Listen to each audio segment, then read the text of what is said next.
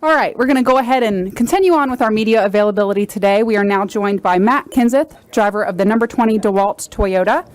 Matt, just concluded your first practice session. Talk about your car this weekend and approach heading into Sunday's race. Well, it's always hard to tell where you stack up here at Talladega, really, till you get into the race. Maybe a little bit qualifying, but I think really till you get into the race, get in different situations, hopefully get to the front. You never know how strong your car is, in my opinion, until you get to the lead. And if you're fortunate enough to get up there, if you can keep it there and pull the pack and make moves to stay in front. But practice, just kind of a small group, just kind of feeling it out, make sure everything's all right, everything drives good, and just get ready for tomorrow. All right, we'll go ahead and open it up to questions. Please state your name and affiliation. And just a reminder, please limit yourself to one question so we can get through to everybody.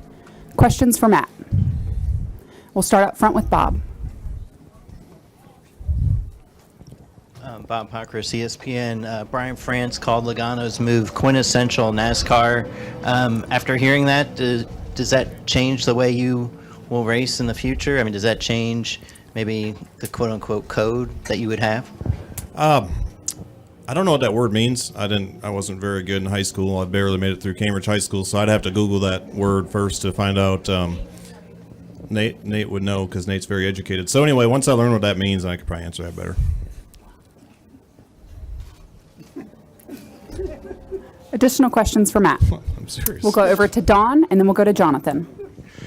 Matt, Don Koba with Morris News Service. This actually really doesn't have a lot to do with last week, but when is blocking accepted, not accepted, number one? Is it more accepted at a plate race? And then lastly, also, is it more accepted or less accepted because of the chase? I mean, are there three different levels of, or is it just one rule fits all? Well, there could be a lot of different examples there. I think there's a lot of different scenarios you're talking about. I think certainly at Daytona and Talladega Speedway racing, putting your car in front of another car is the way you have to race, and everybody knows that. Now, when somebody's up alongside you, you can't run somebody in a wall or run them down the infield. You're going to get wrecked or cause a wreck. You know that, but it's certainly your job to keep your car in front of somebody else's. Every situation is different. When you're at a track and you're under somebody and they run you into a wall or run you into the inside wall or something, that's not acceptable. But I think somebody trying to keep their position, if they're leading a race, that's their job. Is to try to get in the lane you're in, especially when you're not even up alongside of somebody. That's kind of your job, is to try to find out where there's the most grip, find out where he's working, and try to find that grip for yourself and get away and try to get the win. All right, we'll go to Jonathan and then Lee. Jonathan Merriman, NASCAR.com. Matt, what was your initial reaction when the restart rule came out to only one green, white, checkered, and what are your expectations if the race happens to go into overtime with everything coming down to one? Yeah, I mean, I'd have to think about that a little bit more probably and look at some of the replays of past races, but typically, I might be wrong on this, but it seems like typically when there's green, white checkers at super speedways, we don't typically wreck until the second lap anyway, so we usually only have one of them, I think. So typically a green, white checkered, when you're too wide, I kind of wish it maybe would have went single wide, because I think there's actually more passing, so you can get a run and pass somebody. So usually in the green, white checkers, when you're too wide, the first lap you're not totally up to speed. Most cars are blocked in because you're 2x2, especially the bottom lane, second on back. If the leader's running the white line, yellow line, you're on the yellow line, you got a car in front of you, a car outside you, and a car behind you, so there's really nothing you can do. So like I say, typically the wreck happens after the white, so hopefully it doesn't come down to that. Hopefully we don't have one, and we can race it out and hopefully have the fastest car in the front mixing it up for the win.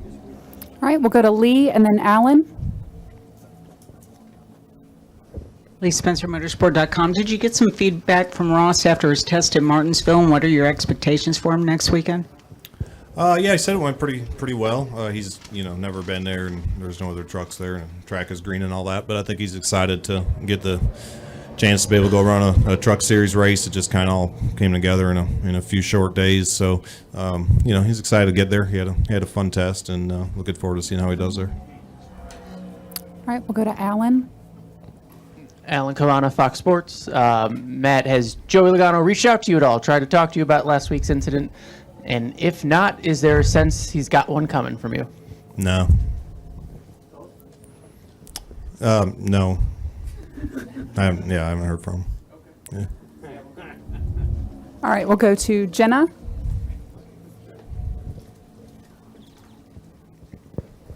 Jenna Fryer, Associated Press. After almost a week to look back on it, is there anything that you would do differently? And maybe in that situation, is racing for second place at all an option? Well, I wouldn't have done anything differently because I didn't do anything wrong. I did everything I was supposed to do. I tried to get away. He drove the car in the wall himself twice. I don't know how you can possibly either A, block someone or put somebody in the wall when they're not up alongside you. It's pretty talented if you can do that when somebody's 4 feet behind you. So, no, I did everything I could to win a race. That's the way I'd race to win.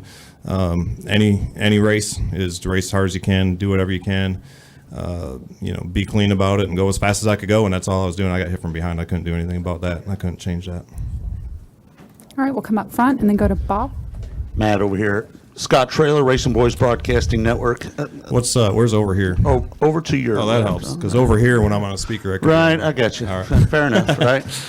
Last week, Joey talked about what happened leading up to it, how he felt that you were blocking. But then when Bob Pockcraft asked, did he spin you on purpose? He said no. Would you feel better if he owned up to it at least and admitted it? Because I think I would have a problem with that, not owning up to it. Yeah, someday he might mature a little bit, but first of all, he should have stopped running his mouth, A, and number two, he's lying when he said he didn't do it on purpose because he lifted your tires off the ground, offset to the left, and he's too good a race car driver to do that by accident. All right, we'll go back to Bob. Bob Pockers, ESPN. Have you been mad all week? Have you been upset all week? Or is I've it been in a just- great mood. I've had a lot of fun. Nothing to be mad about or be in a bad mood about. Just looking forward to carving pumpkins tomorrow with girls. Just been, I think Talladega is one of the more mental draining races you have. So really just trying to get focused on here. It's more of a mental race than a physical race, obviously. So just thinking about Talladega, and you can't do anything about last week. So just thinking about Talladega and trying to figure out how we can possibly get a win here. Do you feel a lot of pressure trying to win a Talladega race is pretty much roll the dice and see what happens? Yeah, not a lot you can do here to make your car go faster, obviously.